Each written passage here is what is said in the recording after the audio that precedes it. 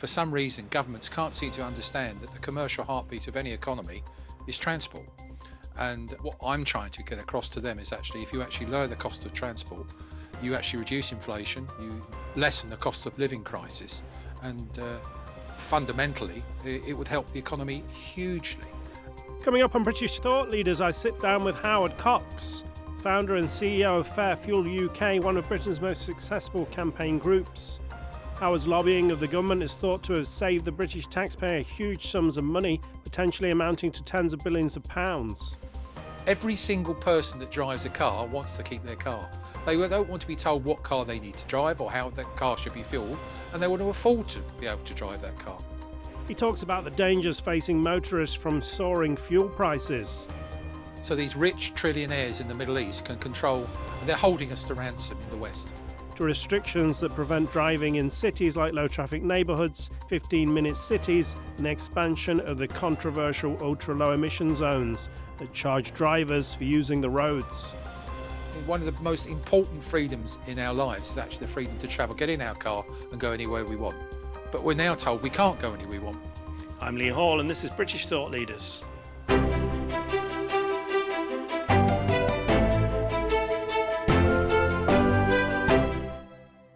Howard Cox, thank you for joining us on British Thought Leaders. The UK's 37 million motorists are the fifth biggest source of income for the Treasury and quite possibly the highest tax in the whole world. Do you think British motorists are being treated fairly?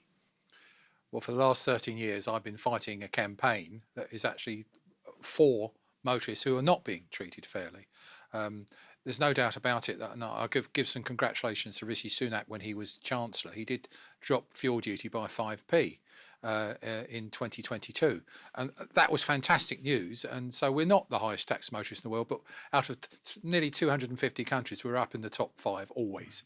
And it's wrong, because one of the problems we have in this country is that for some reason governments can't seem to understand that the commercial heartbeat of any economy is transport. And what I'm trying to get across to them is actually, if you actually lower the cost of transport, you actually reduce inflation, you lessen the cost of living crisis, and fundamentally it would help the economy hugely. And unfortunately, both Labour and the Tory government and the current Tory government don't seem to get that yet. They still tinker and play with will he or won't he increase fuel duty, when really what we should be looking at is a long-term strategic plan, which no one's ever had for transport, to actually control the actual cost of what matters to the economy, i.e. pricing, inflation, GDP, are all linked to the cost of transport. And so, yes, in answer to your question, very much so, motorists, drivers, white van man, truckers, HGV drivers are all influenced, are big influences on the economy. My plea to the government is, please listen, get your act together and start lowering the cost of motoring. So it's not just motorists who are affected, really, is it? Because prices are totally influenced by the price of fuel. Absolutely. I mean, you only have to see when pump prices do come down. Guess what? The first thing any news reporter would say on any television, the BBC, ITV, Sky, whatever, they will always say one simple thing. Guess what? Pump prices come down, inflation comes down. It's a no-brainer. What we should be looking at is actually, basically exciting the economy in terms of actually reducing the cost of motoring, reducing the cost of driving, and that reduces the costs in the shops, cost of delivery. We are now an internet economy whereby everything's delivered to our front doors. And guess what? They're delivered by people invariably driving a diesel van or a diesel truck. Reduce that cost, guess what happens to the economy? And guess what? Those businesses delivering, therefore with lower costs, actually pay more corporation tax and more income tax, and they benefit the economy in that way too. Right. You mentioned the 5p cut when Rishi Sunak was Chancellor. As someone who regularly drives long distances, I was quite excited about the drop in the prices, but my fuel bill doesn't seem to go down. Could you explain to us how the prices at the pumps are derived? It's an interesting one. Do you know what? I don't know the answer. I've been doing this for 13 years. I'm still looking for it. Now, on a serious note, you're absolutely right to ask that question. What we're seeing is a government, and like all previous governments, allow the fuel supply chain, and that's everything from, or when oil comes into this country, refinery, and don't forget we import a lot of diesel. And you'll probably come on to the issue of the Ukrainian crisis and how that's impacted on energy prices. But fundamentally, no one knows how pump prices are derived at. When oil prices go up or when exchange rate changes, a barrel of Brent oil is actually always priced in dollars. And so it's dependent on the exchange rate with the pound and with sterling. What we're seeing is no one understands how did they get to that price. And what we're seeing now is a very, very serious situation where the petrol is round about 3p more than it should be, but diesel is about 20 to 25p more than it should be. Why? Why has someone made that decision to make that massive difference between diesel and petrol? 60% of everything that we actually dispense in forecourts is diesel. It's the commercial heartbeat of the economy. Mm-hmm. And the government, for some incredible reason, doesn't seem to get that. If they reduce the cost of diesel, you watch our economy rocket. It would go absolutely bananas in terms of actually increasing, in terms of GDP, jobs, and believe it or not, if we actually had more money in the pockets for these companies that actually, have HGVs and white vans, etc., they would be able to spend more money on cleaner vehicles, cleaner fuel vehicles, those sorts of things. So no one understands how we get to the price at the pumps. And that's why I've been calling for a long, long time, for 5-6 years, with a lot of backbench MPs supporting a body called Pumpwatch. We need an independent price regulatory scheme of how pump prices are arrived at. One of the things we do have is we have Ofgem, we have Ofwat, we have all these sort of Ofcom. We control pump prices, but we don't have it for 37 million UK drivers. There's no control of prices at the pumps. But having the same thing, I'm a great believer in a free economy and let competition take a place. But at the moment, the fuel supply chain is completely unchecked. They can do what they want, when they want, and how they want. We saw only this week, the OPEC countries are saying now they're reducing production by 1 billion barrels a week. Do you know what that means? What that means is that there's going to be create more demand, and therefore they can put pump prices up. So these rich trillionaires in the Middle East can control, they're holding us to ransom in the West. And what we're not seeing is the government actually taking that on board. And I'm disappointed with, the Western world not fighting OPEC in such a way and say, what's your justification for doing that? Why do you think there's not been a take-up for this regulator role? About 6 months ago, Jeremy Hunt, the current Chancellor of the Exchequer, did actually, through various MPs, ask me to write a paper. How would Pumpwatch work? And I actually put together quite a cogent paper. I think it's well supported by a lot of MPs. And we had expected in the March budget for him to actually mention that we're looking at Pumpwatch and we're looking at actually introducing that. But he didn't mention that.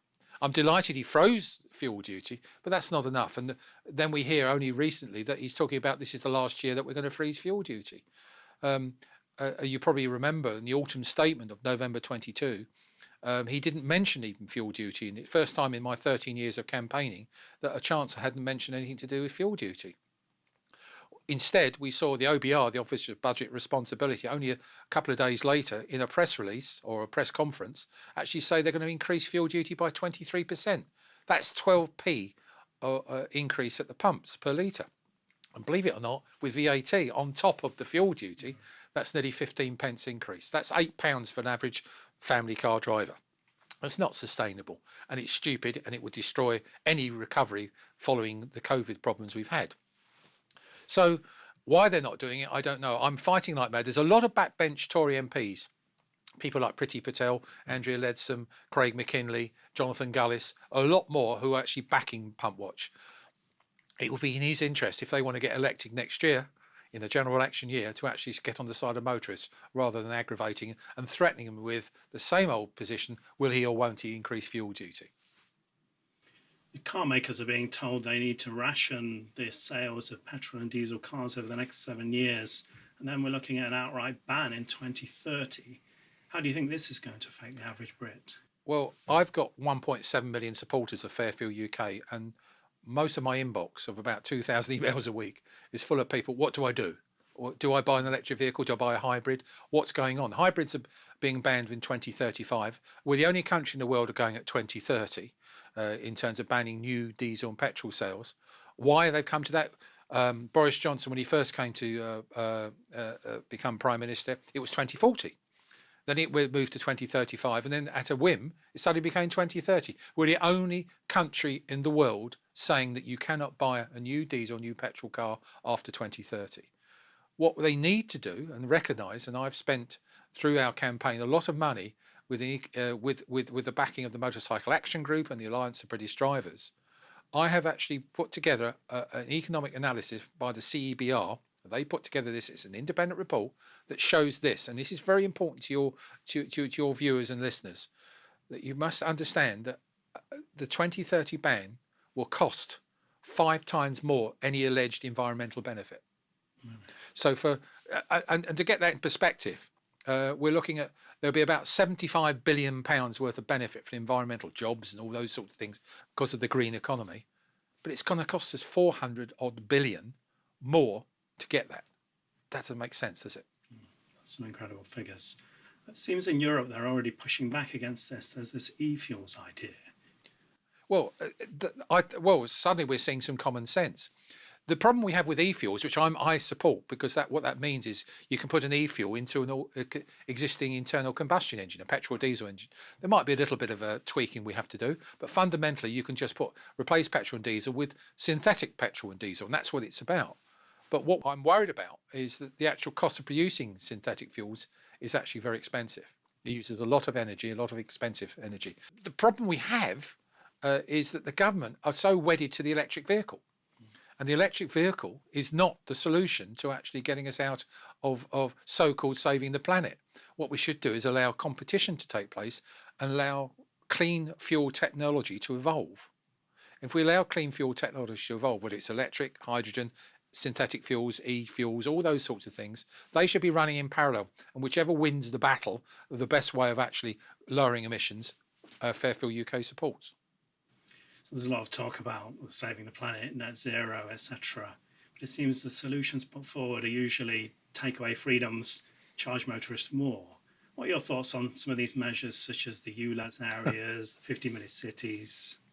Well, Fairfield UK was set up in 2010 to fight basically the highest taxes on any motorists in the world and try and reduce those and try and stop them.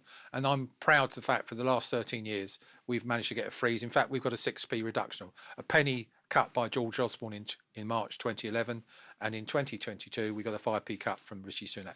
So we're very proud of that, and it is the longest in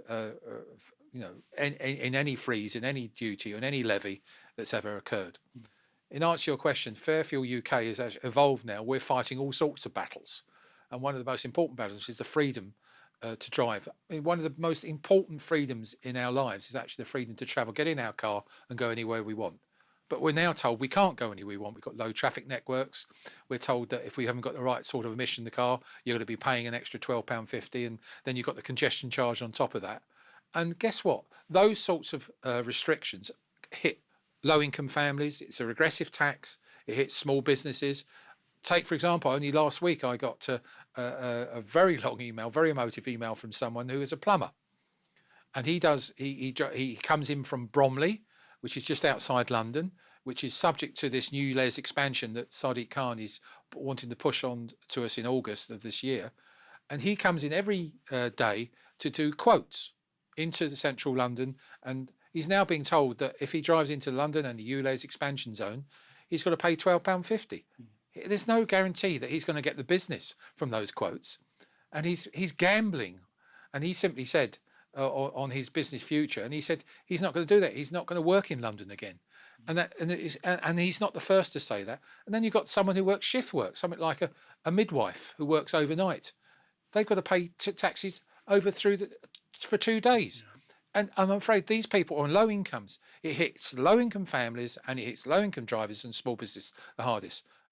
There's a lot of issues with the introduction of the Euless, like the cameras being bought in advance and things like that. It seems it's an issue that's going to keep rolling, I think. Yeah, absolutely. I mean, it was in the public consultation, quotes public consultation. Sadiq Khan asked the question: do you want basically the Euless to be expanded out towards the M25, the big ring road that runs around London? He got the response that he didn't like, and something like 2 out of 3 responses said simply this: we don't want that expansion, the Euless expansion. We don't want to be charged to drive our vehicles into Greater London. And fundamentally, I'm going to be fighting till I die to stop this man from actually ever getting elected again. And next year, in terms of the actual mayoral elections, I've been asked by a lot of people to actually say, will you stand as mayor? I won't admit to say a yes or no at the moment, but I am considering my options. And you can read into that what you want. We will. So you mentioned freedom, and we had Alan Miller on recently from Together. He was saying in the West, the car is synonymous with freedom, really. It lets you go wherever you want to go, whenever you want. Did you start this campaign thinking about finance, but now you're kind of moving towards focusing on freedoms, really? I think that's a very good question, because it did start with actually, I was doing some consultancy work for a haulage company, had 50 trucks, and I looked at some of his accounts and I saw one particular line that something like 40 to 45% of his costs was fuel. And at that time, 70% of what he was paying was going to the government in tax. I said, that can't be right. This is an essential resource that we all need. But it has evolved, and it's got to the stage now where I'm actually now looking to say that the freedom, in the case of London, I'm sorry to keep bringing London up, but it's coming to a city right across to all of the UK. It's happening in various other areas, places like Oxford and Canterbury and places like that. I've got restrictions about whether you can drive it. People pay a lot of money, vehicle excise duty, to use the roads, etc. And there's cycle lanes blocking roads now, which you can't use. They're looking at low traffic neighbourhoods, which you can't go into. All these things are restrictions on the freedom for us to drive and to go where we want. It is important to understand the safest place to be, both in terms from catching COVID inside a car is the safest place to be, and also to go where you want to go, when you want to go, how you want to go. And that's not just for businesses, it's for Mrs. Bloggs, a 75-year-old pensioner who wants to go and see her family somewhere. She can get in the car. She can't wait till the bus doesn't come, or the buses that don't support in terms of public transport. All those sorts of things have been absolutely thrown upon us by dictatorial local authorities who had no mandate, and they've ignored public consultations, and it is a sheer reflection on the fact that drivers are seen as easy cash cows, and that our freedom to actually drive is being impacted badly. So your point about Together Declaration and Alan Miller, what he says, I totally support. You're regarded as one of the best lobbyists in Britain. The figures suggest that since 2010 you've saved motorists £200 billion, which is an incredible figure. Could you talk to us a bit about your approach and how you've achieved that?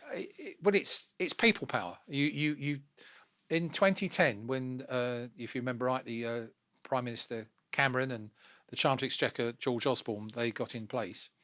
They introduced a thing called an e-petition. And if you got 100,000 people that signed the e-petition, you would get a debate in the House of Commons, on the floor of the House of Commons. And we were one of the first to get that. And that was hard work getting that. But we managed to build up a head of steam of people who signed up to Fairfield UK, because we're actually fundamentally fighting for a fair. Every single person that drives a car wants to keep their car. They don't want to be told what car they need to drive or how that car should be fueled, and they want to afford to be able to drive that car. And what the way Fairfield UK works is using people to actually contact their MP, and we put together mechanisms to allow them to do that. And your viewers and listeners should understand that we've got 1.7 million supporters, which means there's about 2,500 supporters in each constituency in the UK. And so where there's a marginal seat, suddenly Fairfield UK becomes important to that MP. And we're coming up to a year before a general election.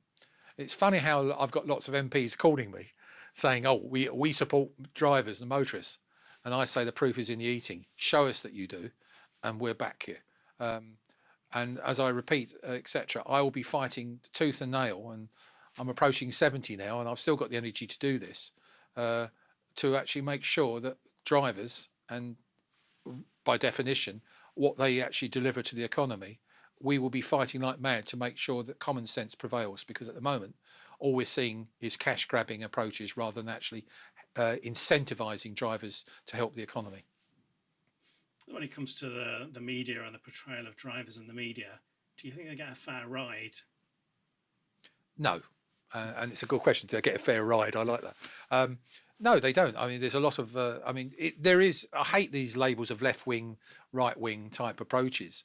But even on the right wing side, you expect them to be sorting low taxation and supporting motorists and drivers.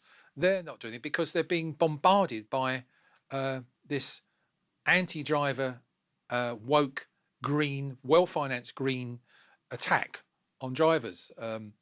And you know. And I repeat my little thing about Mrs. Joe Bloggs, a 75-year-old pensioner who drives a little diesel Peugeot 10, whatever it is.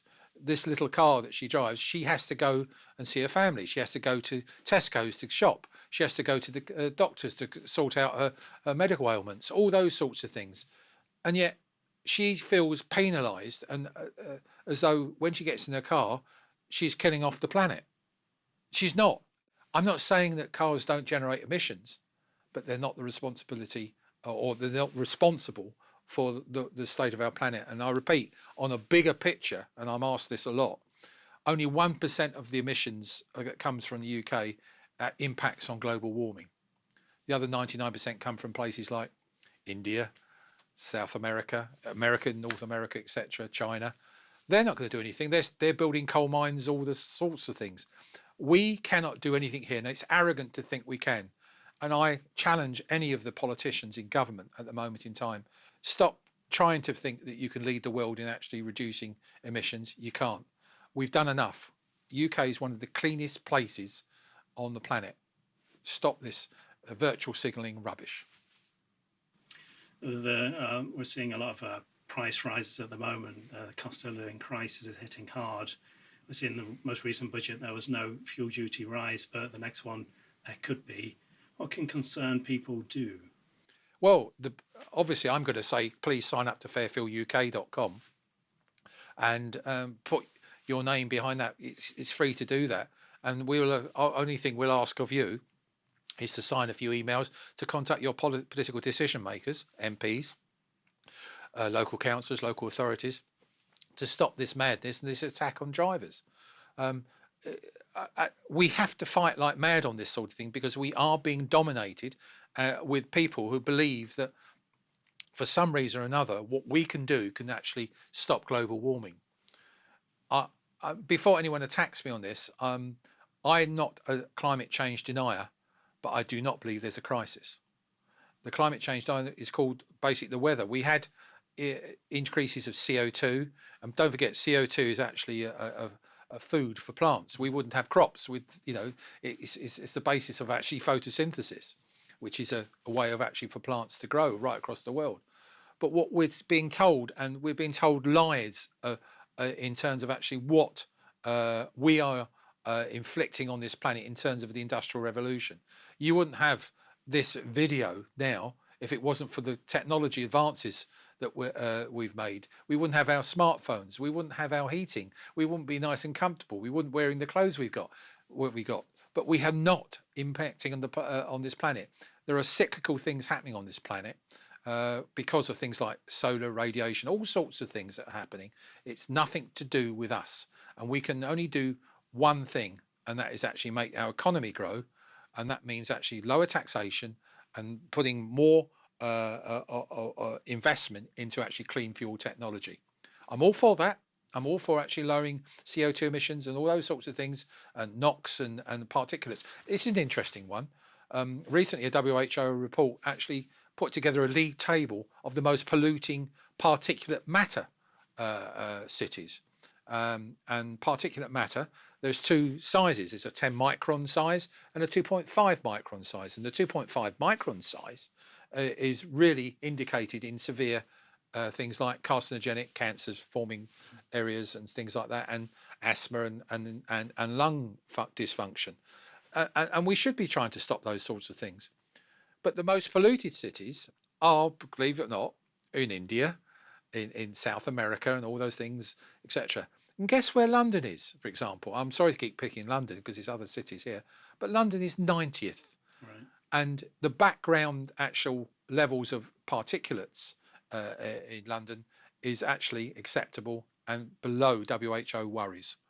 But we're still being portrayed by the media, particularly people like the Guardian, the BBC, Sky, etc. They are telling us that we are killing the planet if we don't do anything different, and fundamentally, they've got it wrong, and we're being lied to. A lot of people these days feel a bit powerless and these big powers in the world making moves, etc. But talking to you, and the same way talking to Alan Miller, I get this strong feeling that people power can make a real difference. Absolutely. I mean, we do need people. We need honesty, and we're not getting that. And we need authenticity as well. For some reason, the UK powers of authority, particularly in Westminster, has been infiltrated by people who have some sort of hidden agenda to say that the world is ending. It's not going to end. We're being driven by emotion, not scientific fact.